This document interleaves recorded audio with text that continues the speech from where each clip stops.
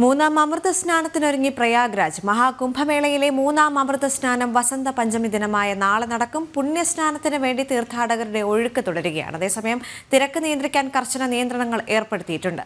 നിഖിൽ കുമാർ ചേരുന്നുണ്ട് പ്രയാഗ്രാജിൽ നിന്ന്. നിഖിൽ, നമുക്കറിയാം വലിയൊരു ഒഴുക്കാണ്, ഭക്തജന പ്രവാഹമാണ് അവിടേക്ക് ഉണ്ടായിക്കൊണ്ടിരിക്കുന്നത്. രാജ്യം മാത്രമല്ല, ലോകം മുഴുവൻ ഉറ്റുനോക്കുന്ന ഒരു ദിനങ്ങൾ കൂടിയാണ് ഇപ്പോൾ കടന്നുപോയിക്കൊണ്ടിരിക്കുന്നത്. പ്രയാഗ്രാജിൽ വലിയ നിയന്ത്രണങ്ങൾ അവിടേക്ക് കൊണ്ടുവരുമെന്ന് മനസ്സിലാക്കാൻ സാധിക്കുന്നുണ്ട്. നിലവിൽ അവിടുത്തെ തിരക്ക് എത്രത്തോളമാണ്? മൂന്നാം അമൃത സ്നാനത്തിന് ഒരുങ്ങുകയാണ് പ്രയാഗ്രാജ്. മഹാകുംഭമേളയിലെ മൂന്നാം അമൃത സ്നാനം വസന്ത പഞ്ചമി ദിനമായ നാളെ നടക്കും. പുണ്യസ്നാനത്തിന് വേണ്ടി തീർത്ഥാടകരുടെ ഒഴുക്ക് തുടരുകയാണ്. അതേസമയം തിരക്ക് നിയന്ത്രിക്കാൻ കർശന നിയന്ത്രണങ്ങൾ ഏർപ്പെടുത്തിയിട്ടുണ്ട്. UP സർക്കാരിന്റെ കൃത്യമായുള്ള ഇടപെടൽ പല ഘട്ടങ്ങളിലും അഭിനന്ദനങ്ങൾ ഏറ്റുവാങ്ങിയിട്ടുമുണ്ട്.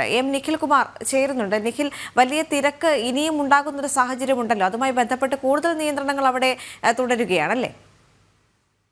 ദേവിക, തീർച്ചയായും. കാരണം പ്രധാനപ്പെട്ട മൂന്നാമത്തെ ഷാഹി സ്നാൻ അത് നാളെ വസന്ത പഞ്ചമി ദിവസമായ നാളെയാണ് നടക്കാനുള്ളത്. അതിനോടനുബന്ധിച്ച് തന്നെ ഒരു സുരക്ഷാ ക്രമീകരണങ്ങൾ, നിയന്ത്രണങ്ങൾ അതൊക്കെ ഉത്തർപ്രദേശ് സർക്കാർ കൂടുതൽ കടുപ്പിക്കുന്ന ഒരു സാഹചര്യമാണ് പ്രയാഗ്രാജിലുള്ളത്.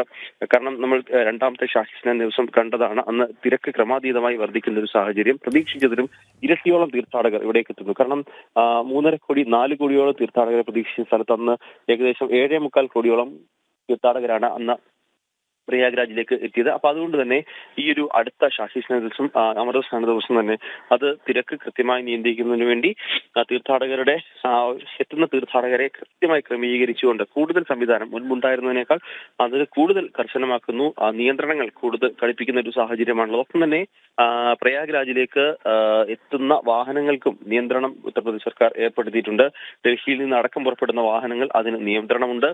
മുൻപ് ഉണ്ടായിരുന്ന ട്രെയിനുകൾ, ഒപ്പം തന്നെ സർവീസ് നടത്തുന്ന രാത്രിയിലടക്കം സർവീസ് നടത്തുന്ന സ്വകാര്യ ബസ് സർവീസുകൾ, അതിനൊക്കെ കൃത്യമായ നിയന്ത്രണങ്ങൾ ഏർപ്പെടുത്തിയിട്ടുണ്ട്. കാരണം ഇത്രത്തോളം ആളുകൾ അവിടേക്ക് എത്തുമ്പോൾ അതിന് ഒരു കൃത്യമായി ക്രമീകരിക്കുക, മറ്റ് പ്രശ്നങ്ങൾ ഉണ്ടാവാതിരിക്കുക, അതൊക്കെ കൃത്യമായി ഇക്കാര്യങ്ങളൊക്കെ ക്രമീകരിക്കുന്നുണ്ട് ഉത്തർപ്രദേശ് സർക്കാർ.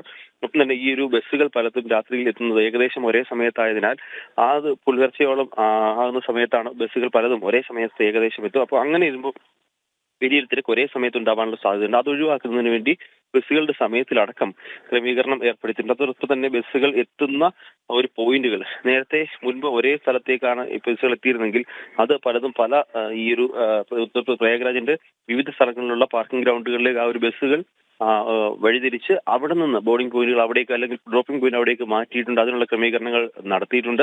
അപ്പം തിരിച്ച് ആളുകൾക്ക് അവിടെ നിന്ന് കയറുന്നതിനും ഇത്തരത്തിലുള്ള നിയന്ത്രണങ്ങൾ എന്തായാലും ഉത്തർപ്രദേശ് സർക്കാർ ഏർപ്പെടുത്തിയിട്ടുണ്ട്.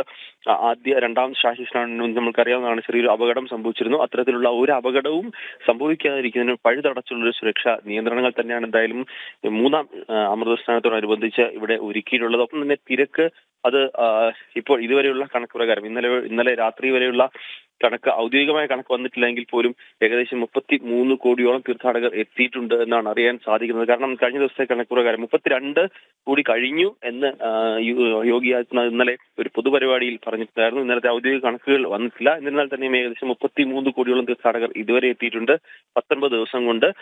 ഇതിൽ ഏറ്റവും പ്രധാനപ്പെട്ട കാര്യം എന്തെന്നാൽ പ്രധാനമായും ഉത്തർപ്രദേശ് സർക്കാർ ആകെ പ്രതീക്ഷിച്ചിരുന്നത്, അതായത് ഈ ഒരു കുംഭമേളയ്ക്ക് വേണ്ടി ആകെ എത്തുന്ന തീർത്ഥാടകർ 40 കോടിയോളം ആയിരിക്കും എന്നാണ് പ്രതീക്ഷിച്ചിരുന്നത്. എന്നാൽ ഇപ്പോൾ തന്നെ അത് 33 കോടിയോളം എത്തിയിരിക്കുന്നു.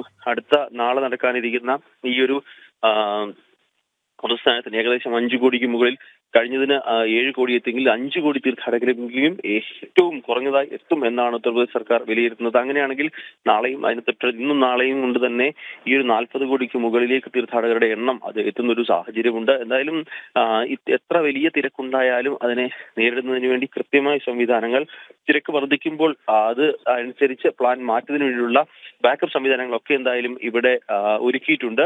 നാളെയാണ് പ്രധാനപ്പെട്ട മൂന്നാമത്തെ ആ ഒരു വസന്ത പഞ്ചമി ദിനമായ നാളെയാണ് പ്രധാനപ്പെട്ട അമൃത സ്നാനം നടക്കുക. അതിനുവേണ്ടിയുള്ള ഒരുക്കങ്ങളും എന്തായാലും തുടരുന്നുണ്ട്. പറഞ്ഞതുപോലെ തന്നെ ഇന്നലെയൊക്കെ എത്തിയ പല തീർത്ഥാടകരും ഇവിടെ തന്നെ തങ്ങുന്ന ഒരു കാഴ്ചയുണ്ട്. കാരണം അടുത്ത ഈ അമൃത സ്നാനത്തിനും കൂടി കഴിഞ്ഞിട്ട് മടങ്ങാം എന്ന രീതിയിൽ തീർത്ഥാടകർ ഇവിടെ തന്നെ തങ്ങുന്ന ഒരു കാഴ്ചയുണ്ട്. അത്തരത്തിലെത്തുന്നവർക്കും ചില നിയന്ത്രണങ്ങൾ ഇവിടെ തങ്ങുന്നതിനും എന്തായാലും ഇപ്പോൾ ഏർപ്പെടുത്തിയിട്ടുണ്ട് ഉത്തർപ്രദേശ് സർക്കാർ. ശരി, അങ്ങനെ തന്നെയാണ്. കുംഭനഗരിയിൽ വലിയൊരു ജനത്തിരക്ക് അല്ലെങ്കിൽ ഭക്തജന പ്രവാഹം ഉണ്ടായിക്കൊണ്ടിരിക്കുകയാണ്. പക്ഷേ ഓരോ ഘട്ടത്തിലും UP സർക്കാരിന് അഭിനന്ദനങ്ങൾ ലഭിച്ചുകൊണ്ടേയിരിക്കുന്നു. കാരണം കൃത്യമായ ഇടപെടൽ, തിരക്ക് നിയന്ത്രിക്കാനാകട്ടെ, മറ്റെന്തെങ്കിലും അപകടം സംഭവിച്ചാൽ തന്നെ ആ ഒരു സ്ഥലത്ത് പെട്ടെന്ന് എത്തിച്ചേർന്ന് അതിൻ്റെ തോത് കുറയ്ക്കാനുള്ള ശ്രമങ്ങൾ വളരെയധികം അഭിനന്ദനം അർഹിക്കുന്നതാണ്. എന്തായാലും നിഖിൽ കുമാറാണ് അവിടെ മറ്റൊരു കാര്യമുണ്ട്. ഇന്നലെ വരെ UP സർക്കാർ പറഞ്ഞിട്ടുണ്ടായിരുന്നത് 32 കോടി എന്നാണ്. ഇനി നാളെ മൂന്നാമത് അമൃതസ്നാനം നടക്കുന്നു. അപ്പോൾ അതിലും കൂടുതൽ ആളുകൾ എത്തും.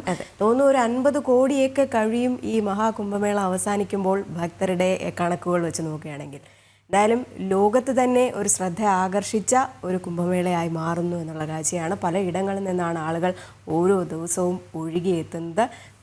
നിഖിൽ കുമാറാണ് വിവരങ്ങൾ പങ്കുവച്ചത്. വരും മണിക്കൂറുകളിലും